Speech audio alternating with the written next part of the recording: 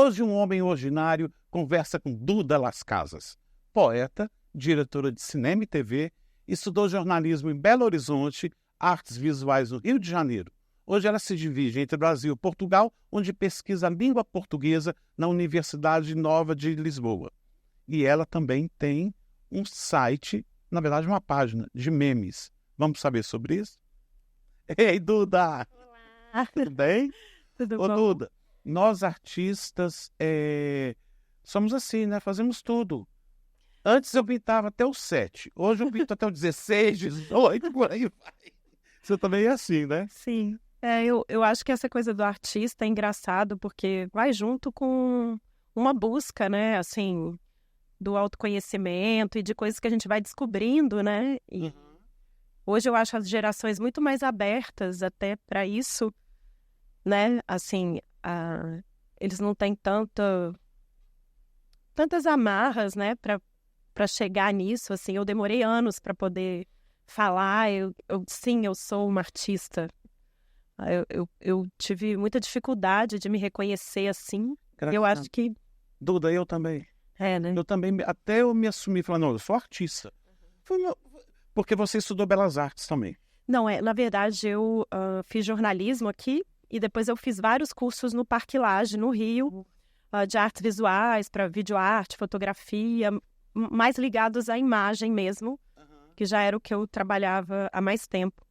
Que eu trabalhei com televisão, né, e cinema. Eu quero saber disso tudo. Sim. Vem cá, Duda, você é poeta. Como que começou você a escrever? Pequena? Assim, eu acho que a escrita, ela já me acompanhava também há muito tempo, porque eu acho que vai meio de um processo de me entender também, através da escrita. Então, acho que desde pequena eu tinha um pouco isso de carta e diário.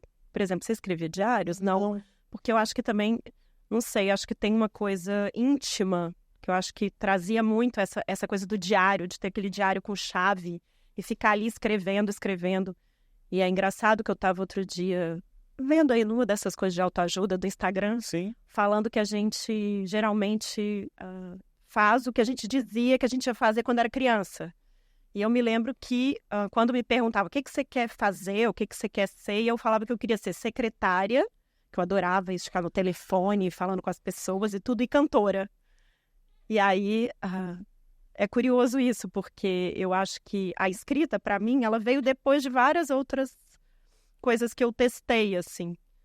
Mas, quando eu me lembro disso da infância, é muito forte isso das cartas. Eu lembro que eu escrevia cartas escondidas para as pessoas que estudavam comigo e colocava as cartas para elas lerem, assim. Eu lembro disso, fortemente, isso das cartas. E também porque, enfim, o processo de migração na minha família é muito forte, né? Eles falam que a gente sente, né, coisas do DNA ancestral, né? E o meu pai mudou na vida várias vezes, assim. E aí também eu acho que isso das cartas, naquela época, era muito forte, assim, de você escrever cartas para as pessoas, né? E aí, assim, eu também demorei muito tempo para dizer que eu era poeta, porque eu me considerava mais, assim, uma fotógrafa que escrevia mais, assim. Eu acho que eu tinha mais essa ligação com a imagem. E aí eu até brinco que eu comecei a escrever porque eu fui fazer um evento e eu conheci um escritor nesse evento e falei, nossa, que cara interessante. E aí fiquei com ele. E nessa noite que ele me beijou, no dia seguinte eu comecei a escrever. Aí eu escrevi o primeiro poema e aí eu entrei no Google para pesquisar. Falei, gente, acho que ele me passou alguma coisa por esse beijo. Olha que louco. Diz que tá Enfim, depois também fiquei com músicos, mas nunca me transmitiram. Não toco nem cai balão no violão. Mas enfim, na escrita funcionou. Peraí, quantos anos você tinha mais ou menos? Isso, acho que 30 anos. E aí, foi exatamente assim. Aí, a partir desse dia, eu comecei a escrever, assim, vários poemas, ia escrevendo, assim, eu achava interessante isso de você começar a escrever sobre um assunto e parece um pouco um fenômeno, né? A poesia. Você começa a escrever e no final do poema aparece uma outra coisa, né? tem uma coisa de um invisível, eu acho. Não só na poesia, mas nas artes. É isso que a gente está dizendo. Isso. Tem essa ponte, né, pro mundo invisível. E eu acho que isso é que me interessa mais. Então, eu acho que é por isso que eu também não fico presa a uma, sabe, a uma coisa só, assim. Eu sou diretora, isso aí eu só posso ser diretora. Mas isso tem também um lado bom e um lado ruim. Me fala. Porque às vezes quando a gente também faz muita coisa, você faz muito e não faz nada, né? Você acha? Não sei se para mim, mas para as pessoas. Porque aí você tá no cinema, você não é tanto do cinema. Aí você é da literatura, mas aí também não te aceitam tanto porque você era do cinema.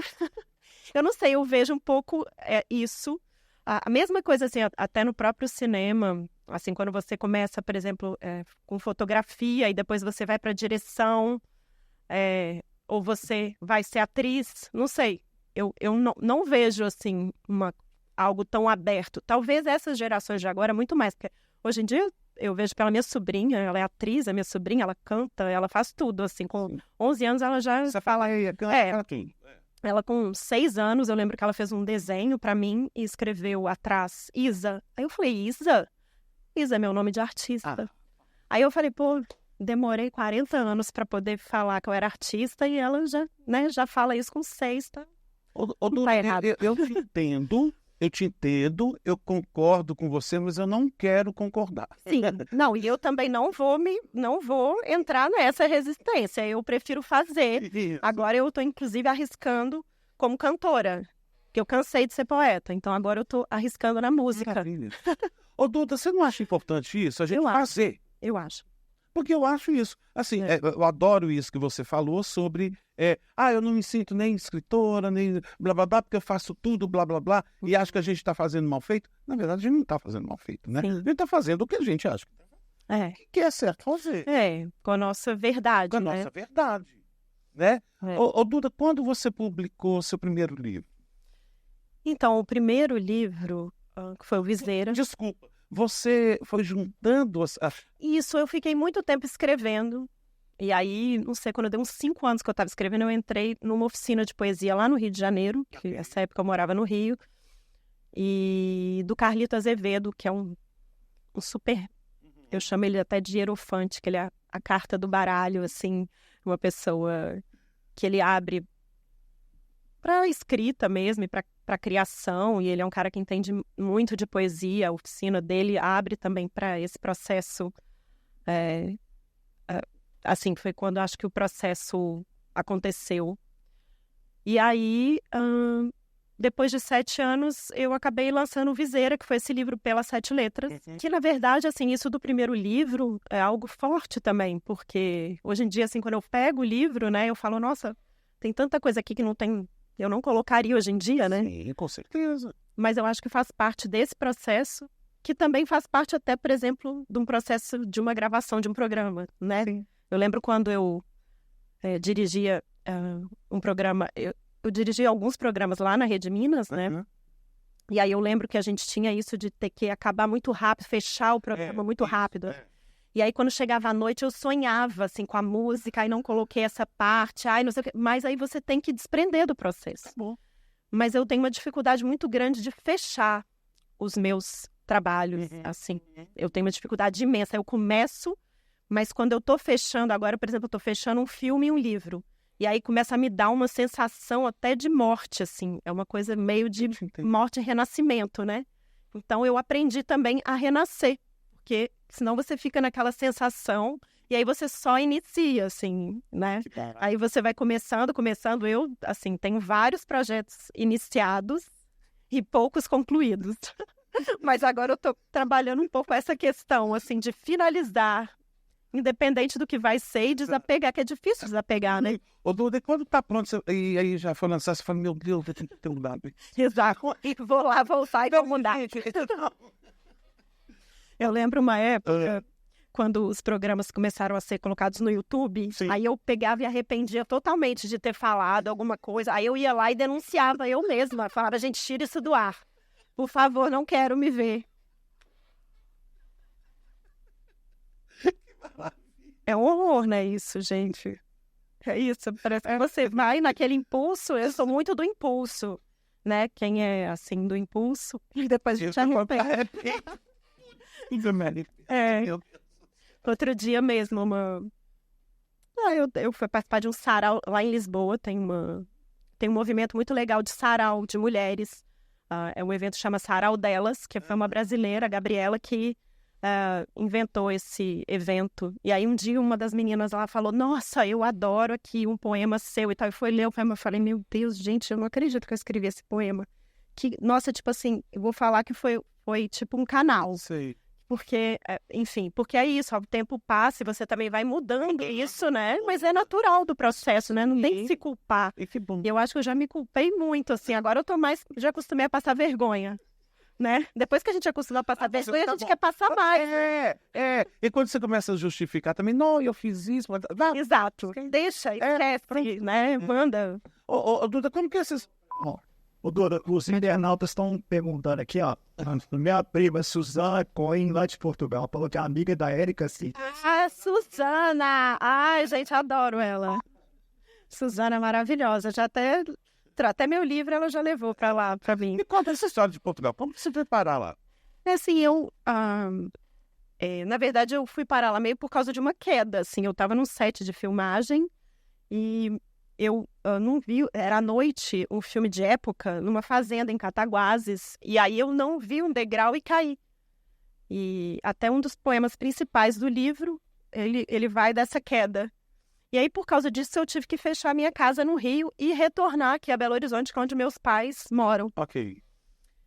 E eu sempre quis fazer um curso lá em Portugal, que eu via, que chama Artes da Escrita, que era na Universidade Nova, que é um curso muito interessante, assim, que é isso, que trabalha a escrita no cinema, na TV, em várias instâncias, assim. E aí eu fui para fazer esse curso, foi mais ou menos uns 6 meses antes da pandemia. E aí o curso foi paralisado. Sim.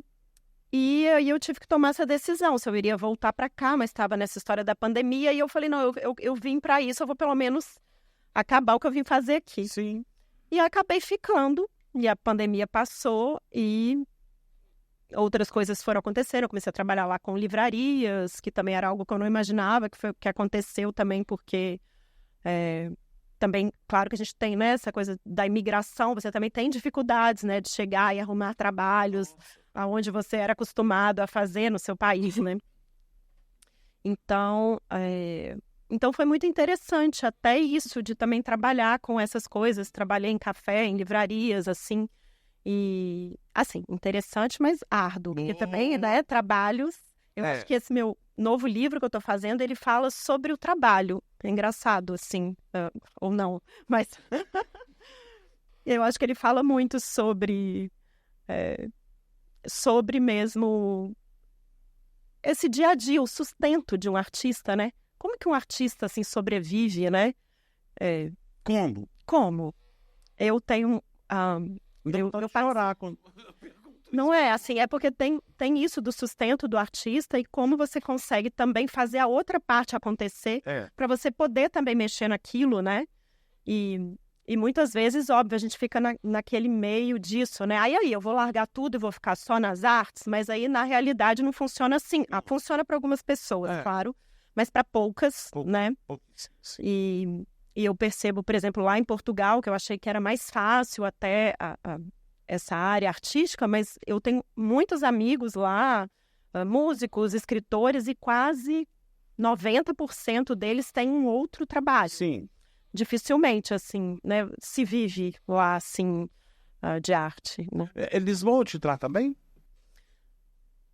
Olha, sim, mas eu tenho consciência também de tudo que acontece, porque, na verdade, Portugal, eu acho que, no meu caso, me recebeu muito bem, porque eu também me aproximei lá de pessoas talvez mais abertas por serem artistas e por terem essa consciência de tudo.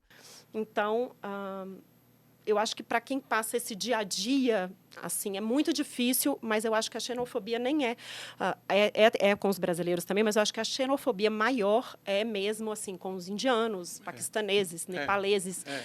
que eu acho que eles sofrem muito mais isso, e eu já escutei até pessoas assim falando comigo, não, brasileiro tudo bem, a gente tá ok, mas se eu pego um Uber aqui, vem algum nome, eu já fico assim. Então, assim, eu já ouvi isso muito lá, então eu acho que isso da xenofobia é algo que não é só lá em Portugal, acho que em vários lugares, mas eu acho que tem isso da colonização, que é uma questão, né, de algo que foi feito também, né, tudo que é a partir de violência traz isso.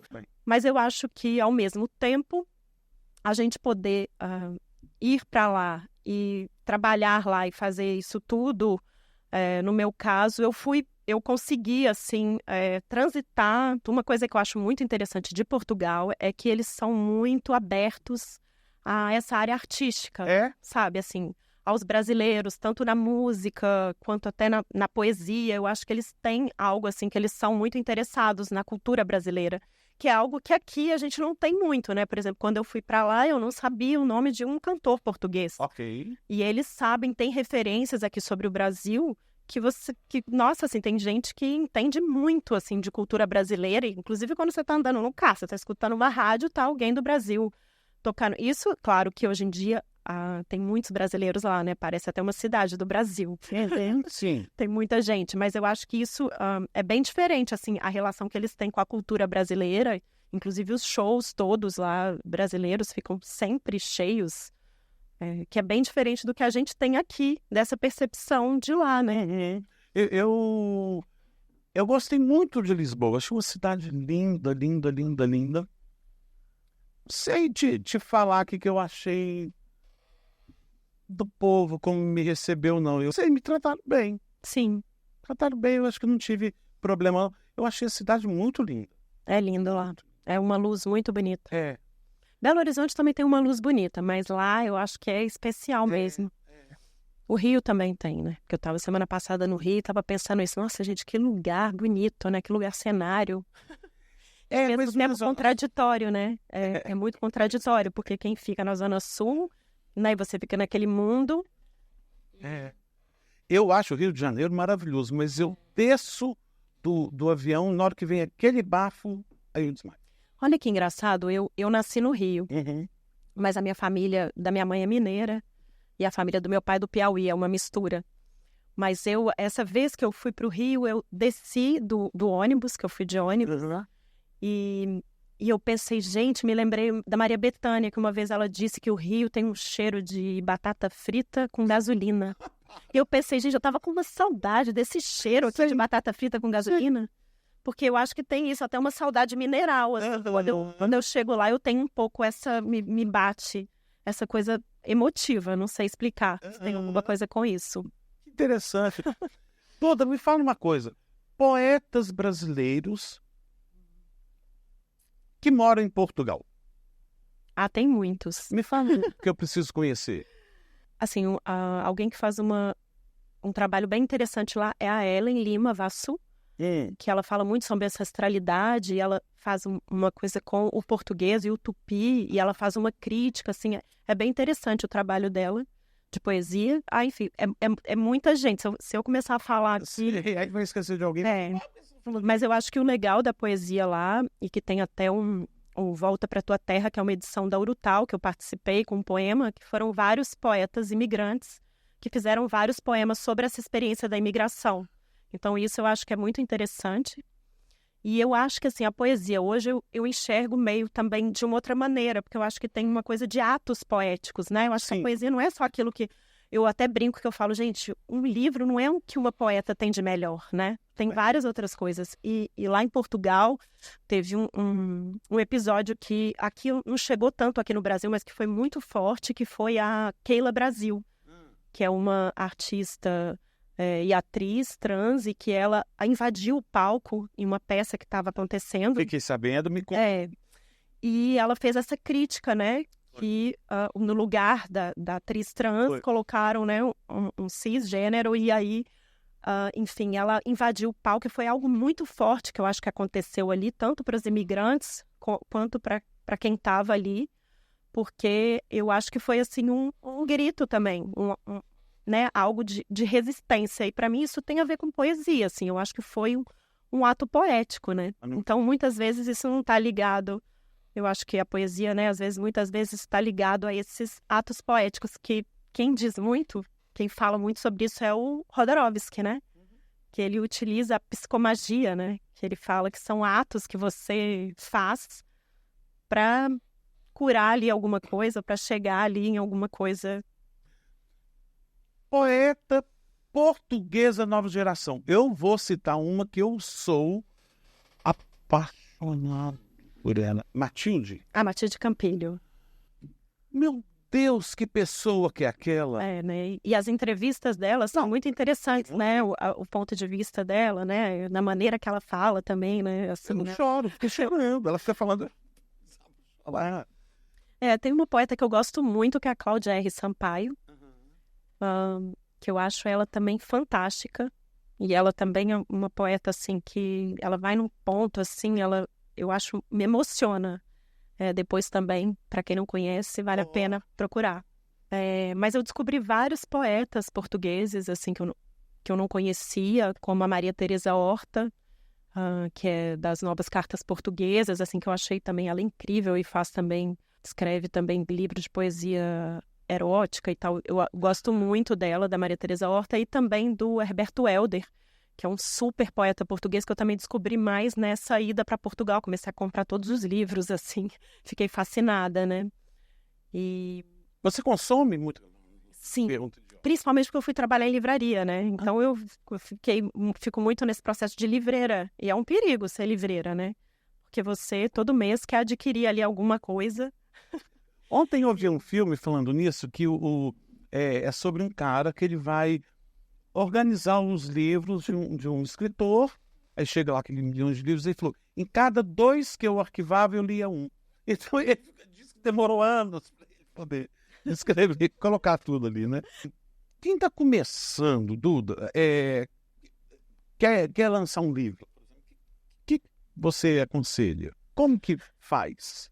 Pois é, eu não sei se eu sou a melhor pessoa para aconselhar isso, mas o que eu sinto, assim, é que a pessoa também tem que escrever mais, sabe? Eu sinto hoje, assim, que tá uma produção muito, assim, grande de poesia e que às vezes a gente também nem dá conta de ler, nem, assim, dos amigos, né? Eu mesma, às vezes, fico me perguntando isso, assim.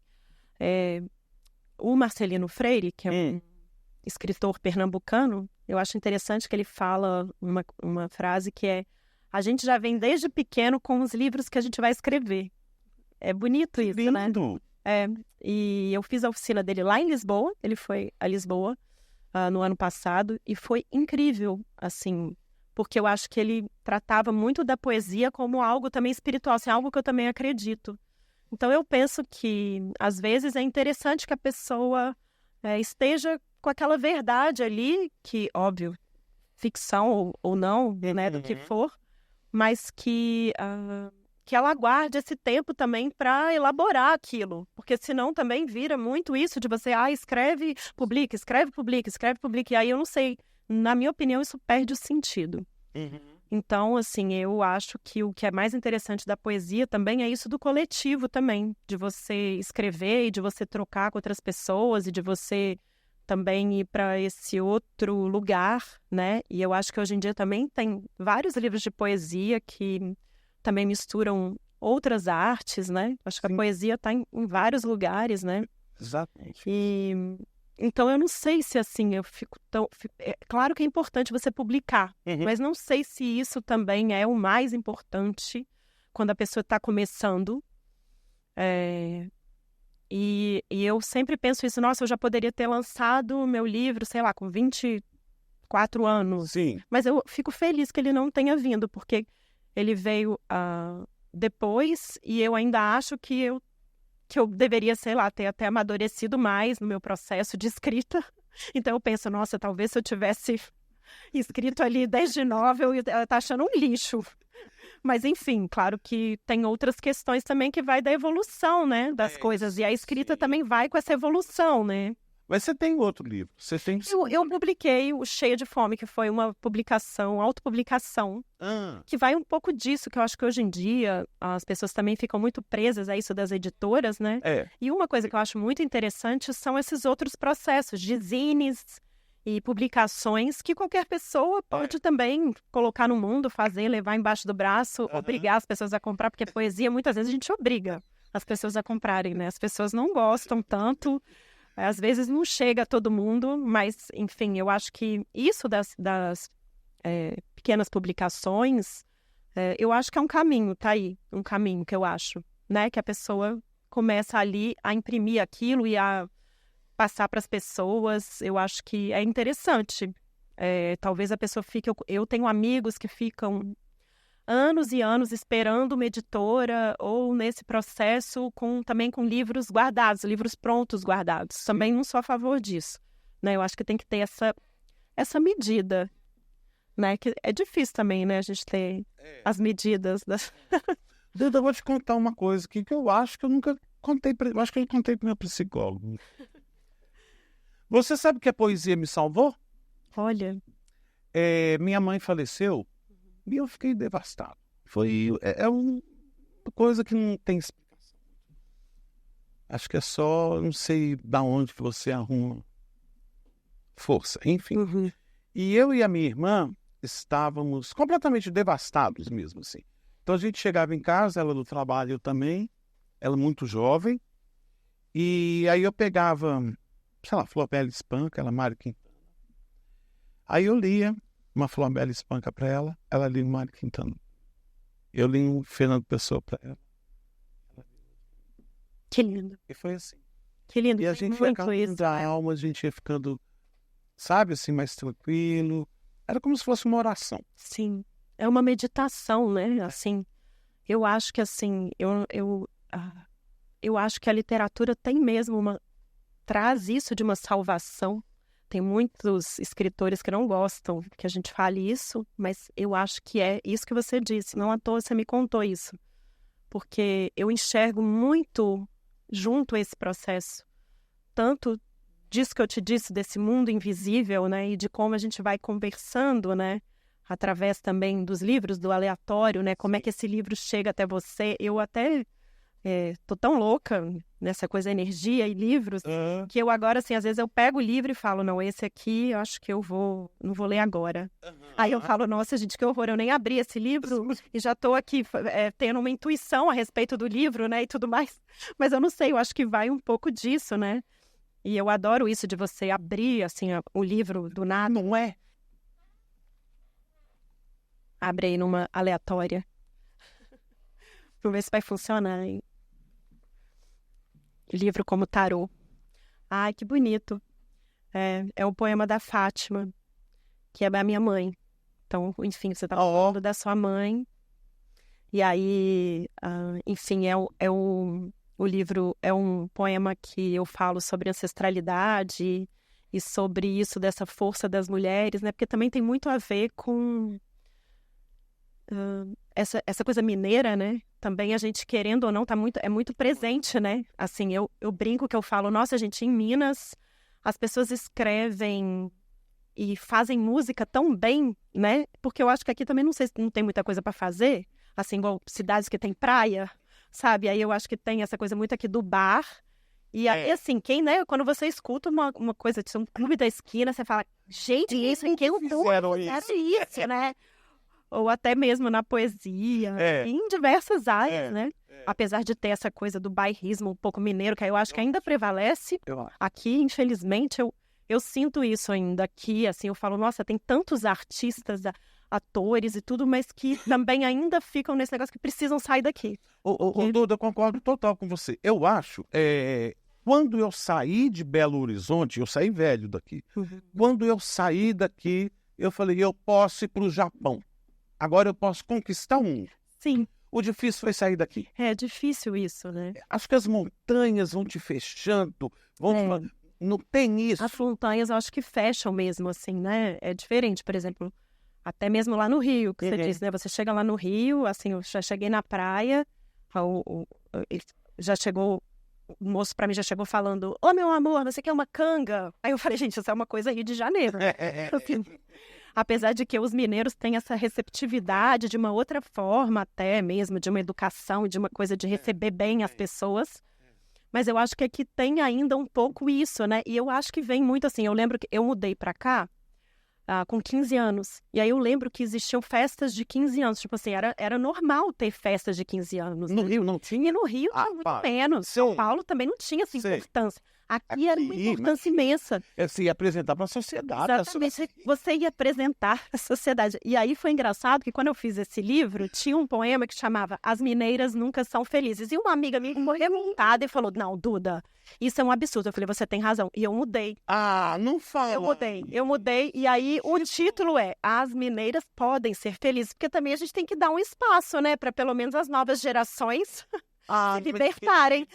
Oh, meu Deus. Mas eu mudei. Mudei porque eu pensei um pouco sobre isso. E eu falei, não, realmente, ela se sentiu ofendida com aquilo. E eu pensei, não, a gente também tem que abrir caminhos para as novas gerações, né? Bom. Porque senão fica algo assim. E eu acho que tem mesmo essa diferença mesmo, assim, do Rio, São Paulo e aqui. Aqui ainda tem isso um pouco de ser aquele... É inconfidência mesmo. eu acho que é meio o filho do meio. Sabe o filho do meio? Porque eu sou a filha do meio. Você é o filho do meio? Pois é, até lembrei de uma atriz aqui, mineira, a Samira Ávila, que uma vez ela falou comigo, Duda, você é a filha do meio? Eu fiquei tão intrigada, eu falei, sou. Aí ela, você tem cara de filha do meio. Aí eu falei, nossa, exatamente, eu acho que Minas tem um pouco isso, né? É um pouco o filho do meio, tem isso do Rio e São Paulo e fica aquilo ali. Tem o preferido da mãe e do pai, né? Mas olha, eu nem sabia que você também é filho do meio. Ô, Duda, nós não somos os preferidos, não, né? Não, nunca do meio, nunca é. Pode até disfarçar, mas... Duda, todo ia em cima de você também? É, porque o do meio, ele fica naquele papel de conciliador. Não é verdade. A maioria, não tô falando, óbvio que a gente não pode generalizar, mas o do meio, ele tem isso, né, de conciliar, de ser aquele que fica bem com todo mundo, né? Duda, vamos lá. Quero saber do filme que você está fazendo. Pois é, um dos motivos que eu aceitei vir aqui no podcast foi esse nome, Um Homem Ordinário. Porque é um filme que ele fala sobre os homens. Assim, o filme chama Vale dos Homens. E eu achei curioso, né? Porque isso do extraordinário, né? Um homem ordinário, né? E o homem comum, né? Exatamente. Um homem comum e ordinário. Isso mesmo. E é engraçado que nesse filme tem uma taróloga e ela começa a falar várias coisas, né, no filme. E aí ela fala assim, não, mas na verdade o que você precisa mesmo é de um homem comum. E aí eu achei uma coincidência, enfim, quando o Diego disse, né, esse amigo que nós temos em comum, porque eu achei interessante isso, porque eu já tinha outros 2 curtas-metragens, que era o Nosso Amor Durou o Tempo de um Filme, que é um filme sobre uma pessoa que... É um amor mesmo que dura um filme. E depois O Homem de Vênus. E aí, agora eu tô fechando essa trilogia com O Vale dos Homens, que é um filme onde eu vou numa loja, lá em Portugal, e compro um homem com desconto. Para. Não me dá esse roteiro. Isso. Pelo amor de Deus. Um homem... O roteiro é seu? Na verdade, eu entrei nessa loja e tinha uma mulher inflável e a vendedora, uma brasileira muito simpática, a Bruna, eu perguntei para ela, tem um homem? E ela respondeu de uma maneira muito engraçada. Eu falei, pois dizem que o homem não vale nada, mas o homem custa 50 e a mulher 13. Eu falei, quê? Oi? E aí, enfim, eu comecei a pedir para ela para ver o homem e ela pegou, tirou um homem assim da prateleira e falou, não, mas tem esse homem mais barato, então eu posso te dar um desconto. E aí a nota saiu, né? O homem bruto e o homem líquido. Eu falei, gente, isso é muito bom. E, na verdade, eu comprei com o dinheiro do subsídio de desemprego, que tinha sido mandado embora. E aí, na verdade, eu peguei esse dinheiro que era do subsídio de desemprego e falei, gente, vou comprar esse homem. Porque eu acho que pode ser interessante estudar sobre isso, né? E por que esse homem é tão mais caro que essa mulher? E por que essa... visão que a gente tem a vida inteira, né, do homem ou de uma mulher que precisa ter um homem, e que também é uma coisa aqui mineira também, né? Aqui é mais forte isso. Sim. Apesar de já ter mudado bastante, né? Também já estou fora daqui há muitos anos, mas eu sinto que isso é algo, não só aqui de Belo Horizonte, mas também aqui é muito forte, isso que a gente estava contando até aí das festas de 15 anos e tal. Mas, enfim, E aí eu escrevi para fazer essa performance, mas eu não fui selecionada. E como eu já tinha comprado o homem, eu falei, gente, o que eu vou fazer com esse homem parado aqui na minha casa agora? E aí eu comecei a levar ele. Então esse filme, ele na verdade, esse homem virou um dispositivo para gravar essas cenas. E aí, nesse caminho, eu fui encontrando meus amigos escritores, atores, que também estavam morando em Lisboa, e fui gravando as cenas. Fala isso. E aí, é isso, o Vale dos Homens. Espero finalizar, né? Porque a grande dificuldade é finalizar. Então, eu pensei, vou fazer um curta e vou finalizar. Porque eu tenho um projeto de um longa que também é sobre uma mineira, a Rosa Antunes, que é uma bailarina e atriz daqui. E aí também eu já fiquei 7 anos filmando ela e tô com esse filme para ser finalizado, mas também assim, como eu não consigo apoio e tudo mais, tá parado esse longa. Mas aí como o homem acabou passando na frente, né? Infelizmente é assim a vida. E aí eu vou fechar agora o curta, já tá assim na parte de finalização. Me fala uma coisa aqui, Duda. Na Europa, como que funciona essas leis? É lei de incentivo também, né? Lá não é uma indústria. Tem, mas muito menos do que no Brasil. Não na Europa, assim, eu posso dizer mais de Portugal, porque eu sei que na Alemanha e em outros países, na França, são leis mais ativas, assim. Isso. Mas em Portugal, eu sinto que a gente aqui no Brasil, né, mesmo com todos os problemas e com essas mudanças todas aí dos governos e tal, a gente acabou estabelecendo algo com essas leis de incentivo muito importante para a cultura brasileira, né? Como é importante, assim, para o cinema, né? O que o Brasil cresceu no cinema por causa, né, dos apoios e em tudo, né? É impressionante como isso é básico, né? E como as pessoas têm ainda uma visão sobre a cultura e vai dar dinheiro para a cultura, não deve se dar dinheiro para a cultura. E eu fico assim muito orgulhosa quando eu viajo assim e quando eu tô lá, exatamente disso, quando tem um festival de cinema, quando tem alguma coisa, os próprios shows e os brasileiros, eu acho que eles estão até assim em muitas áreas, assim, em um outro nível artístico, que eu acho que foi possibilitado por essas leis. Sim. Da pessoa dedicar aquilo, né? Eu vou dedicar isso, né? E isso é muito importante. E lá eu acho que, assim, agora eu acho que está um pouco melhor, mas são poucos os incentivos, não são muitos, assim, os incentivos para os artistas, assim. Mas eu acho que, assim, como tem isso também da União Europeia e outros projetos, acabam chegando outras coisas também. Entendi. Mas, assim, é duro também a gente ter também só esse caminho, né? Não é? Assim, o caminho de editais. Eu, por exemplo, que sou uma pessoa que tem um pouco de TDAH, eu tenho total, coisas, né? Assim, é difícil também a gente ter que ser tudo, né? Você ter que escrever, você ter que isso, aquilo. Então, assim, eu acho que tem que se pensar também outras maneiras, né? E penso que ainda é um caminho a ser muito batalhado, né? Principalmente nessa parte todas aí dos governos e também para o dinheiro chegar a quem deve chegar, né? E o tanto que isso é importante para a sobrevivência, né? Porque também tem isso que a gente disse, né? Exato. Como que as pessoas, né, vão pagar as contas. Como que a gente vai pagar a conta? Exato. Eu participo lá em Lisboa de um grupo que é o Now Here Lisboa, que é também tem uma galeria que é também muito para artistas imigrantes. E aí eu fiz uma performance lá que ela era isso, né? Que era por causa de um poema meu, que é toda artista é sobrevivente de um acidente. E aí a gente também começou a falar muito sobre isso da sobrevivência, né? Quanto vale um poema? Como que você faz para você sobreviver? E aí eu comprei aquelas maquininhas de cartão de crédito. Sei. E aí a pessoa vinha, que eu chamo dúvida, né?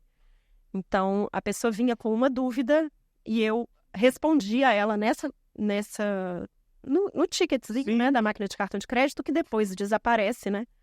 Porque sempre me interessou muito isso da impermanência. Até hoje eu fiz essa tatuagem para você, porque tá combinando com a coisa, a gente tá bem nos planetas, né? Assim, a nuvem. Mas também desaparece. Eu gosto disso. Essa tatuagem eu fiz junto com a Érica Machado, que é essa minha parceira, que a gente tem essa dupla, que é as Contentes. E a gente faz essas tatuagens também. Assim, né? eu gosto disso que você coloca e desaparece, né? Eu gosto disso, de mudança. Sim. Mas, enfim, voltando à performance, aí a pessoa me pagava para eu dar para ela esse poema, resposta sobre a dúvida. E nisso vinha uma foto dela com o poema. E foi muito legal. Eu, nesse dia, assim, arrecadei até um dinheiro, porque eu atendi 70 pessoas que estavam passando. Foi uma loucura. Eu fiquei 2 dias acabada depois para descansar, né? Mas, enfim, era um pouco uma crítica a isso, né? De como você faz para sobreviver, né?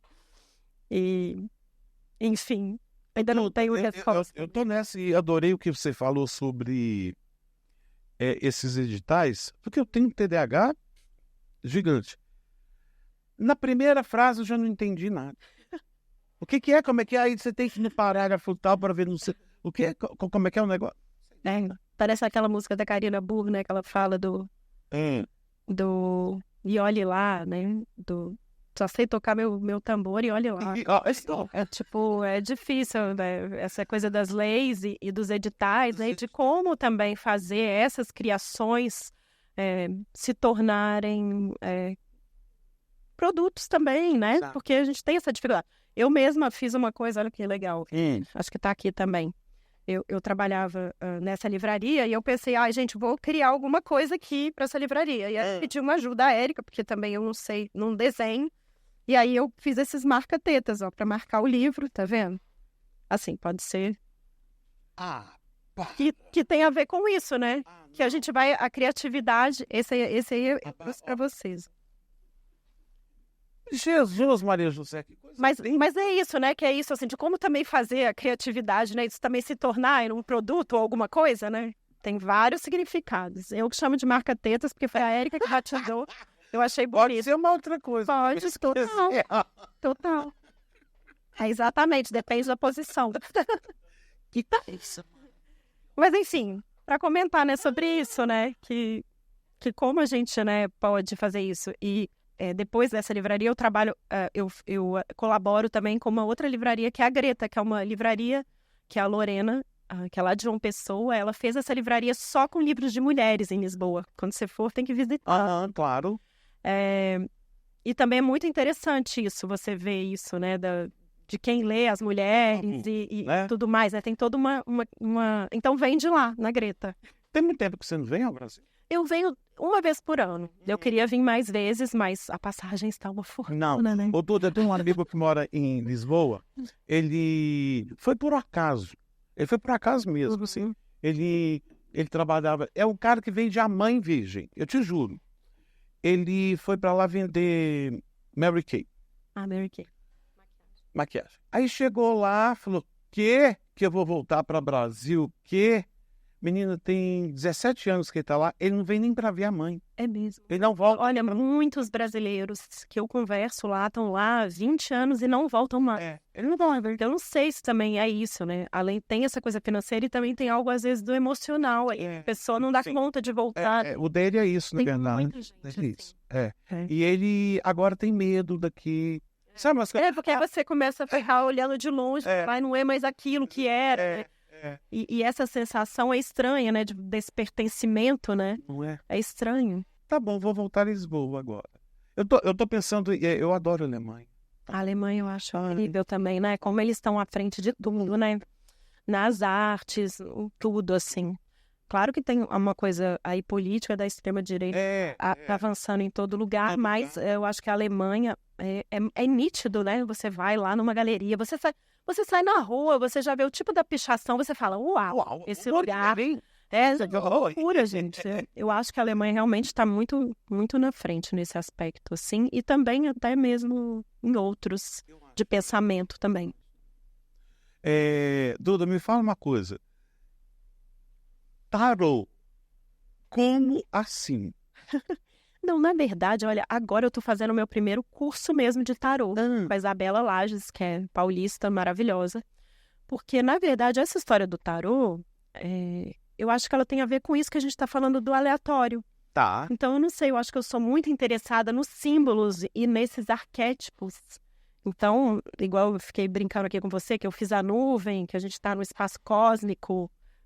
Sim. E aí eu já tô tomando café e tô vendo aqui, ó, tá formando, ó, tá vendo? Olha pra você. Eu quero saber. É porque, na verdade, as borras você começa a ler e depois você começa a ver as coisas, porque não é assim de primeira, eu vou ver. E aí depois é impressionante que as pessoas começam a tirar fotos e me mandar, olha minha borra, olha minha borra. Então, assim, quando você começa a despertar pra isso, né, e pros símbolos, parece que aí eles chegam mesmo até você, né? E aí eu acho que a minha questão com o tarô, ela vai mais daí, porque eu não sou uma pessoa que sabe tudo do tarô. Inclusive, esse curso está sendo muito interessante, porque para também olhar os dois lados, né, dos arquétipos. Tá bom. Eu tenho estudado muito isso, desse equilíbrio, né? Também tem a ver um pouco com esse filme que eu tô fazendo. Uhum. E eu acho que é muito interessante isso do inconsciente, né? E de como essas mensagens chegam a gente, né? E aí eu acabo...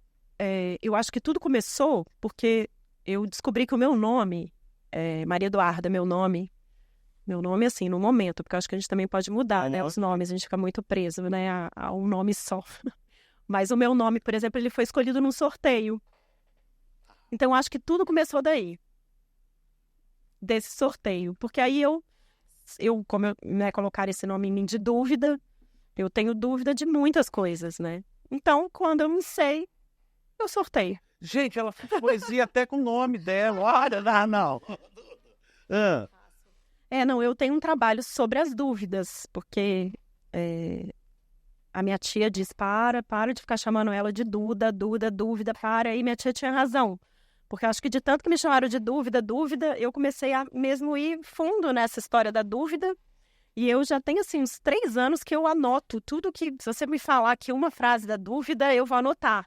Eu vou anotando e recolhendo, assim, tudo sobre a dúvida, porque me interessa trabalhar com isso, e esse ano eu espero conseguir algum edital para fazer minha máquina de dúvidas, que é o que eu quero desenvolver meu projeto de arte. Você fez edital aqui no Brasil, claro, né? Sim, eu fico entre lá e aqui, né? Mas depende do edital. Alguns eu posso, outros não. Depende isso. Depende. Alguns eu posso, outros não. Tem isso. Mas, enfim, também eu não fico tão dependendo disso, porque, infelizmente, assim, no meu caso, eu não sei se é porque eu já comecei da maneira errada, então para mim é mais difícil ir para a maneira correta. Mas eu estou tentando agora me associar a mais pessoas também, porque senão a gente fica num processo muito solitário, né? Esses processos de arte, né? Muito. E... enfim, eu tô agora tentando fazer isso e me associar a mais pessoas, porque eu acho que nada a gente faz sozinho, né? Não. Principalmente o cinema, né? Tudo parece que é um bando, né? De gente junto, né? E a literatura também, enfim. Então, acho que é isso, né? Você já me falou que você mistura esse lado poético com audiovisual. Você me falou sobre isso. Na verdade, nem eu sei. Mas eu tenho, assim, eu aprendi depois, quando eu comecei a estudar mais artes visuais, eu aprendi melhor a poder entender o que era que eu estava fazendo. Porque uma vez uma artista, Bianca, que é uma artista que eu adoro, lá do Rio de Janeiro, ela ficava me vendo com o telefone e ela falava, para de ficar fotografando, porque eu tenho um trabalho que eu vou fotografar nos bueiros, esses bueiros que tem nome. E eu tenho um outro trabalho que eu vou atrás de freiras, saio correndo atrás das freiras. Porque a minha avó, ela é muito católica aqui, e ela me levava muito ali na Savassi para esse lugar que era... que a gente ia para rezar com essas freiras. E eu porque tem sempre me não sei se é um convento, é um lugar que elas moram ali. Eu já E aí eu comecei a entender melhor o meu trabalho como coleções. Então eu vou guardando isso tudo nas nuvens. E aí são trabalhos que não acabam nunca, né? A gente vai fazendo. Por exemplo, esse do bueiro eu já faço há 6 anos. Esse das freiras há 8 anos que eu já fotografo elas, assim. Então, também depois eu fui entendendo que, na verdade, esses nossos trabalhos, eles continuam, né? É uma loucura isso, né? Assim, e aí isso me tranquiliza mais, mas ao mesmo tempo também eu quero mostrar esses trabalhos. E aí a gente acaba indo para isso, né? De depender muito desses editais e de coisas assim que eu tenho essa maior dificuldade, mas que também é aquilo que eles falam, né? Se a gente fica falando isso sempre, a gente também nunca, né? Eu já ganhei o edital e tudo mais, mas Eu acho que tem mesmo essa persistência que talvez é aí que eu estou trabalhando agora. Nesse momento para exatamente fazer as coisas concretizarem, né? Que eu acho que essa é uma dificuldade minha. Cada um tem uma dificuldade, a minha é essa. Muito bem. Duda, os meus irmãos, para eles não fazem edital nem nada, mas para eles isso é coisa mais tranquila, que não edital. Sim. Querido, para você é muito fácil. Agora vai fazer o que eu faço. Eu não sei escrever um edital, me respeita. É difícil, né? Mas aí eu acho que é isso. Eu acho que a gente tem que aprender a pedir ajuda. Porque essa também é uma dificuldade, né? Que às vezes, eu acho que eu, assim como Mariana, que eu sou de Abril, eu tenho muito isso às vezes, tinha muito isso do individual. E aí depois eu comecei a pensar mais isso também como um coletivo, ou como a gente pode se juntar também, com as pessoas certas, claro. Isso também tem, né? Tem as escolhas para poder fazer a coisa acontecer. Então, eu não sei, eu acho que assim, tem que tentar outras maneiras ou se juntar a quem sabe fazer isso, né? Porque senão a gente fica muito sem opção, né? E aí o tempo vai passando e aí você vai ficando com aquilo e é o que dizem, né? Não adianta ter ideias, todo mundo tem. Eu tenho ideia o tempo inteiro. A minha gaveta pula. Não é? Assim, quem é muito, né, tem essa coisa da criatividade muito forte, a gente tem isso a todo momento, né? Ô, Duda, deixa eu te falar uma coisa aqui. Você falou sobre pedir ajuda. Eu não tenho vergonha nenhuma de pedir ajuda. Só que as pessoas... Eu entendo muitas vezes também. Que isso, por exemplo, o diretor desse programa me ajuda. Ainda entendeu? É importante. São pouquíssimas pessoas. Mas eu acho que isso também é um caminho de também ir para as pessoas certas, porque também não adianta você ter uma ajuda de alguém que não vai adiantar. Porque às vezes acontece isso. Às vezes a pessoa fala, eu te ajudo, mas quando você vai ver falando, essa pessoa não tem nada a ver com isso, meu Deus, para que eu fui pedir ajuda para ela? Ô, Duda, eu acho que sempre pedir ajuda para as pessoas erradas. É isso. Eu acho que aí tem uma outra questão. Ah, tá. Você é de Pisciano. eu adoro pisciano. Adoro, porque é realmente a imaginação. Não, imagina tanto que eu sofro, tanto que eu choro. Eu sei, meu companheiro é peixe. É peixe. Eu sei bem. É muito sensível, né? Assim, o peixes, né? Tem uma sensibilidade também para as artes, para tudo. Acho que você está fazendo a coisa certa. Ô, Duda, ontem eu estava vendo um programa sobre emagrecimento, aqueles... como que chama? Quilos mortais. Sim. Eu vejo tudo que até esses programas. Eu começo a chorar. Sabia a chorar. Porque a mulher não conseguia levantar da cama. Mas isso é ótimo. Tá aí uma coisa do homem ordinário. Chorar, né? Eu acho que isso de colocar as emoções pra fora, tá aí uma coisa que a gente prende muito, né? A gente prende muito isso. Eu até estava falando isso com a minha mãe essa semana, que, enfim, eu perdi um tio há pouco tempo, e aí eu comecei a chorar, e minha mãe começou, olha, seu pai já está preocupado, você está chorando muito. Aí eu falei, olha, que engraçado isso, como é difícil a gente colocar as emoções, né? Mas hoje em dia, claro, eu já sei que é importante, né? A gente colocar isso para fora, né? Então, eu acho interessante você dizer isso, assim, porque eu acho que isso não é um defeito. Não. Não vejo como um defeito, não. Eu acho que eu prefiro as pessoas que têm essa emoção. Eu prefiro. Do que quem engole, né? Aquilo do... vai aí, né? Tem que engolir o choro, né? Isso era uma coisa que se ouvia muito antigamente, né? Não pode. Você não pode ter essa emoção, né? E eu acho que isso tem muito a ver até com essas questões da mulher, quando você é nova, né? Que você já começa a dividir isso com as suas amigas. Você já começa a falar, olha, tá acontecendo isso, tem isso. E no caso dos homens, a gente não vê, né, os homens fazendo isso. Não. Né? Tem essa cumplicidade ali entre as mulheres. E aí os homens, quando chegam, numa hora você vê que, né, tem muitos aí que até hoje não conseguem nem falar sobre as emoções. Né? Porque também tem a ver com isso. Verdade. Não à toa eu vim aqui.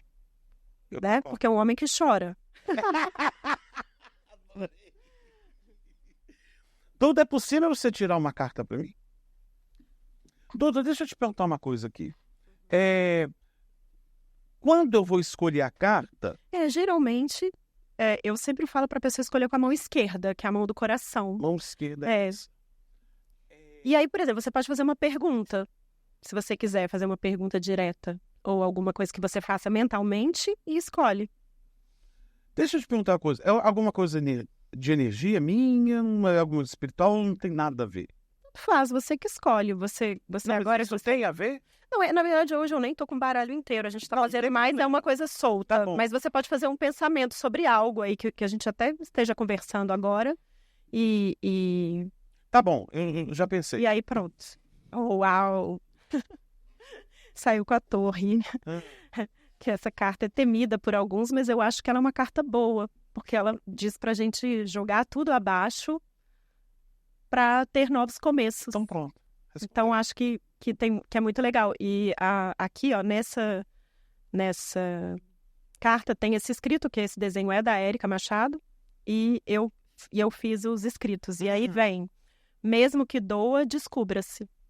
Então, acho que tem muito a ver com isso que a gente está falando. Não é? Do autoconhecimento. Muito. Ô, Duda, vamos lá, vamos me imitar. Olha aqui, que mineiro embele tudo. Conta, velho. Vamos imitar a Marília Gabriela? Ai, jura? É. Fala. Vamos lá, deixa eu ver aqui. Não fico sem... Não fico sem comida. Não fico com... Não fico com... Ai, talvez isso que a gente esteja falando pessoas falsas, por exemplo. Um poema, ou pode ser um trecho qualquer. O meu, desse Por livro, favor. que ao invés de cair, eu poderia apenas ter feito um poema. E a última, como você se define? Sem profissão. Eu me defino como uma mulher em movimento. Acho que é em aberto, né? Essas definições. Duda, eu vou te falar uma coisa. Eu não tenho como te agradecer. Você fala. Eu aprendi Obrigada. tanto. Eu também com você. Nada. Adorei. Super match, adorei. Obrigada.